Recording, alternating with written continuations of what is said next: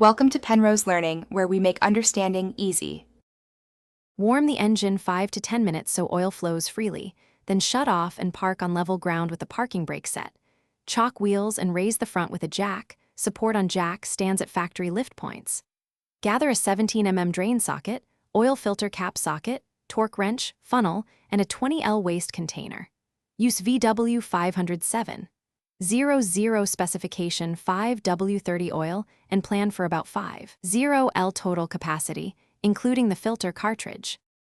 Loosen the oil filler cap to vent the system before opening the drain plug so oil drains smoothly. Place the waste container beneath the sump, remove the 17 mm drain plug, and let about 4.9 to 5.0L of oil drain until the flow slows. Inspect and clean the magnetic tip and replace the crush washer. Remove the oil filter cap, swap the cartridge and both O-rings, lubricate the new O-rings with fresh oil, and torque the oil filter cap to 25 Nm.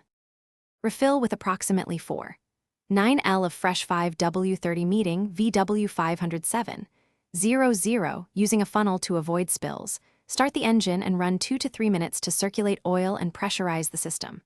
Shut off the engine, wait 5 minutes for oil to settle, then check the dipstick or the car's oil level sensor and add oil to reach the full mark if needed. Confirm there are no leaks, torque the drain plug to 30 Nm. Dispose of used oil responsibly, and reset the service interval using a diagnostic tool or the owner manual procedure. Thanks for watching. If this was helpful, leave a like and consider subscribing. See you next time.